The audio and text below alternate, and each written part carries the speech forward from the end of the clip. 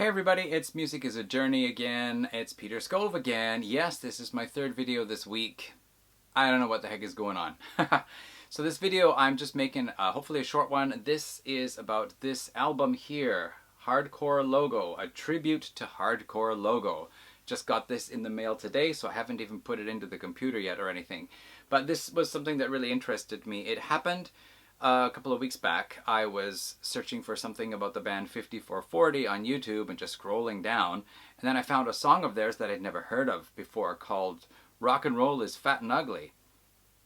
And it said that it was from a tribute to Hardcore Logo, which I had no idea about. So I looked into it, and as it turned out, Hardcore Logo is the name of a movie, which is about a fictional band called Hardcore Logo. So just before we look into this a bit more, I'm just going to take a look at the Wikipedia article here to give you the opening details. It says Hardcore Logo is a 1996 Canadian music mockumentary film directed by Bruce McDonald and adapted by Noel S. Baker from the novel of the same name by author Michael Turner. The film illustrates the self-destruction of punk rock, documenting a once popular band, the titular Hardcore Logo, comprising of lead singer Joe Dick, played by Hugh Dillon, who is also the vocalist for Headstones. Fame-tempted guitarist Billy Talent, I'm going to explain about that in a moment, played by Callum Keith Rennie. A schizophrenic bass player John Oxenberger, played by John Piper Ferguson, and drummer pipe fitter, played by Bernie Colson. And Julian Richings plays Bucky Haight, Dick's idol. Several notable punk rock musicians, including Art Bergman, Joey Shithead, and Joey Ramone, play themselves in cameos. Canadian television personality Terry David Mulligan also has a cameo, playing a fictionalized version of himself. Okay, so I had no idea about this movie. I found it on YouTube, and I'm putting the link below if you want to watch it. I thought it was really, really good. I watched it twice. This movie does follow the story of this band called Hardcore Logo, and they started, in the movie anyway, they started in, I think it was 79, and they broke up in 91. So during the late 70s, early 80s, there was this whole big underground scene. I guess it was happening all over the place, really, but Canada had a pretty vibrant scene as well. Certainly the Vancouver area did.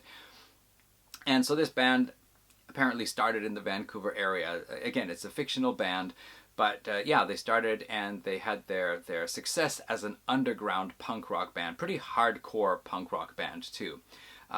Then, towards the end of the 80s, they actually got a deal with a major record label and looked like things were going to really explode for them. But the singer and rhythm guitarist Joe Dick, he did something very, very inappropriate at a show where the head of that record label was sitting right in front of the stage. He did something very naughty, and that basically lost them their deal with the record company, and Hardcore Logo split up. In the meantime, Joe Dick continued to perform solo shows by himself. The other two, the bass guitarist John Oxenberger and the drummer pipe fitter, they went off to do their things. However, the guitarist Billy Talent, he got to fill in for the guitarist in a band called Jennifer down in Los Angeles. And then there was word that the guitarist was not going to be able to come back again.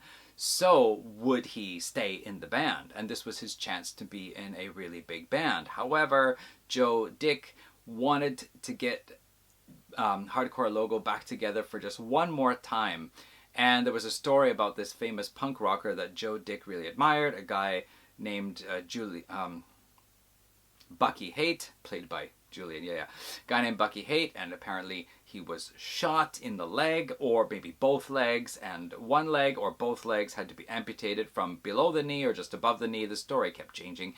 And they wanted to do a benefit concert for him, and as well an anti-gun concert. so they did that, and that got the band back together. It was supposed to be for just the one time. However, a promoter decided to put them together for a tour of 5 major Canadian cities in Western Canada. And so that's what the film follows then. What happens with them? Are they going to come back together as a band? Are they going to try to pick up where they left off and continue? Or, you know, is Billy Talent and Joe Dick, are they going to just do their own thing? Is Billy Talent going to go back to play with Jennifer, but then he gets a call saying, oh, never mind, the original guy is coming back again, and so it looks like he's out. But then later on he gets noticed that he does get the chance to go. Anyway, it shows the different characters throughout the movie, their relationships with each other, as well as their own, you know, personality hang-ups, and I really thought it was a very entertaining movie. I found some information about it. There were at least 2 lists on the internet of like the top punk rock based movies, and Hardcore Logo was in the top 10 on both of those lists. One of them, I think it was number 4 or number 5, I think it was. But anyway, it seems it got fairly good, strong reviews.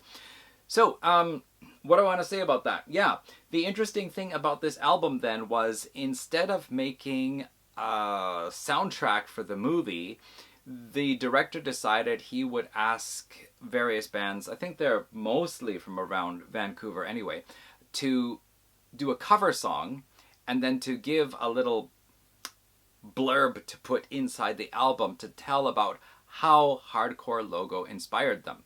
So this is really an interesting idea, because we're talking about real bands covering songs by a fictional band and telling about how the fictional band influenced them. An interesting and unique idea. So, of course, I got it because of 5440, and with this, I now have the complete catalog of 5440's stuff that is available on CD. There is 1 download that I don't have, and there are 4 songs from a compilation released way back when that has never been released on CD. But anyway, let's take a look inside.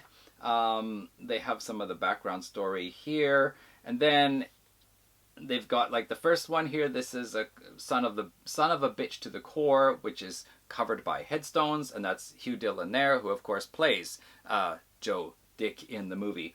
We've got The Pursuit of Happiness on here with Edmonton Block Heater. Rusty, Let's Break Robert Out of Jail.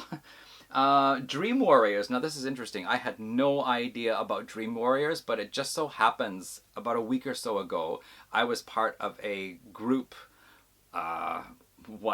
chat thing. Anyway, on Northern Reflections. Rob at Northern Reflections puts this thing on, like Canadians talking about Canadian music, and 4 or 5 of us all get together and we all share different albums. So Brian at Embryonic Robot showed an album of Dream Warriors, and I'd never heard of them, but as you know, after that, like 2 days later, I found out Dream Warriors contribute to this, and they're more of a hip-hop band. But anyway, I don't know what they sound like. Got some other ones, Fishbones, the Super Friends. I know I really believe they're from Halifax. I heard about them a lot when reading about the history of Sloan. Do I want to read everything? You know, I just like the way they've put this together. It's all looks like cut paper from whatever. There's 5440 here. Very strange picture where you can't really see the members, and this guy's missing a head. It's probably Neil. Anyway, Doughboys. Hardcore Logo, the band always sucked. Chris Spedding, Kinney Starr, Pipefitters, Clubhouse. Who's doing that? Oh, Odds. Odds are on here too. Odds are a Vancouver hard rock band. Got a couple of their albums. And Cub. Cub is a 3-piece female band. I never was into them, but I knew someone who was. Yeah, Who the Hell Do You Think You Are? Now, Who the Hell Do You Think You Are? That is the song that gets played the most in the movie. It's usually the band's like staple song at all of the gigs we see them performing at. And some of the songs here are actually covered twice, like 2 different artists cover the same song. But that one, Who the Hell Do You Think You Are, is only Cub doing it, which is kind of interesting.